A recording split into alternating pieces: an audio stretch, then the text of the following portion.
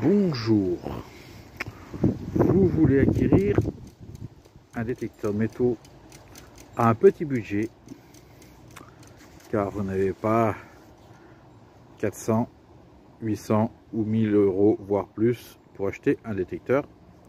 Je peux vous conseiller ce détecteur-ci qui est le Tianxun TX850. Alors, comment se compose cet appareil? Cet appareil est en canne en S déjà. Il n'est pas fourni avec ce disque à la base, il est fourni avec un autre disque. Ceci, c'est un disque qui a été remplacé.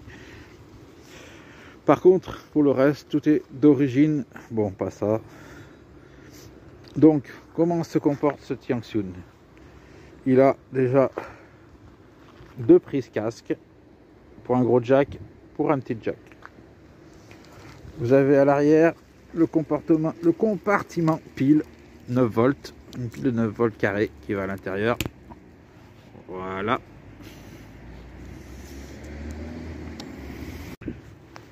Donc sur l'écran, on a affaire à deux potards, un bouton central et plus et moins.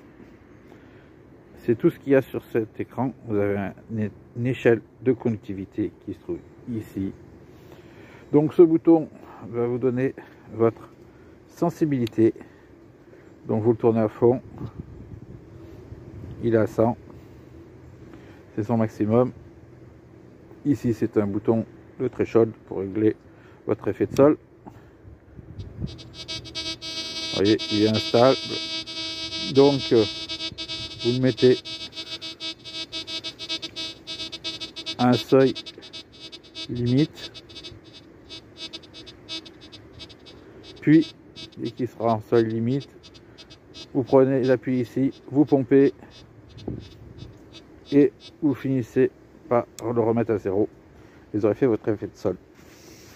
Ces deux boutons en fait ici et là sont surtout pour régler votre discrimination des ferreux. Alors, on peut dire un repose-bras assez solide. Oui, ça c'est cendre.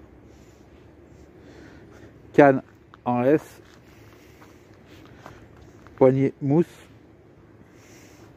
En trois parties. Donc 1, 2 et bas de canne 3. Donc ça, j'ai mis un disque de Technetix dessus. Parce que si vous abîmez votre disque d'origine, vous pouvez mettre d'autres disques dessus du moment que c'est du 19 kHz et que vous faites donc en 27 DD, vous trouvez les mêmes caractéristiques. Donc c'est serré par des bagues plus des billes clapées. Alors c'est un appareil qui en ce moment est tellement quand même assez vendu, je trouve, que ils ont baissé un peu leur prix d'achat. Et maintenant on le retrouve à vraiment pas cher. Vous verrez, je vous mets le prix sur un des sites que vous pouvez le trouver. Vous verrez que c'est vraiment pas cher pour la performance de la machine. Et donc on va parler aussi d'un petit défaut par contre, c'est la canne. Des défauts, c'est la canne, c'est surtout les bagues de serrage. Voilà ce qui se passe. Voilà, le disque bouge pas, le boîtier lui a un petit jeu.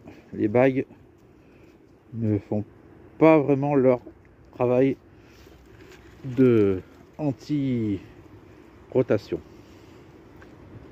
Alors comme je vous disais, vous voyez là je suis à 4, je puis ici et vous montez votre discrimination.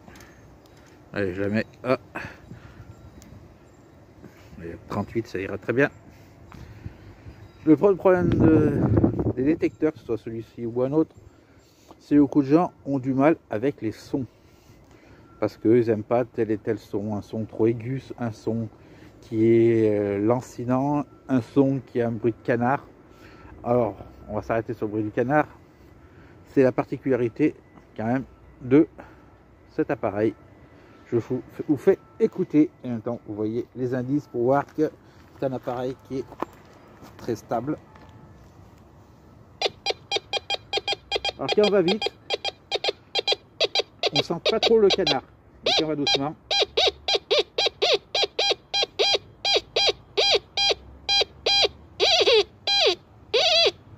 voilà, on sent bien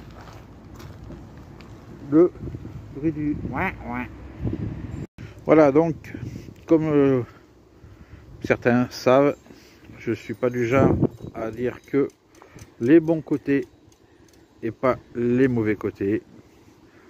Je veux que si vous achetez un appareil, vous achetez en connaissance de cause, donc c'est-à-dire les plus et les moins. C'est-à-dire que si on récapitule, les moins, il n'y a pas grand-chose. Les moins, c'est ce jeu qui est répercuté dans les bails.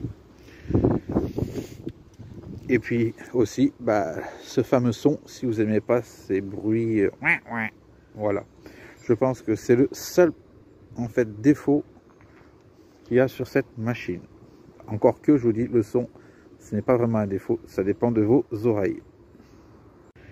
Et pour finir cette vidéo, on va dire son poids, parce que pour ceux qui ont des problèmes de tendinite, peut-être que le poids jouera aussi en faveur ou en défaveur. Il fait 1,3 kg. Sur ce, je vous laisse faire votre choix et je vous dis à une prochaine présentation d'un nouveau matériel.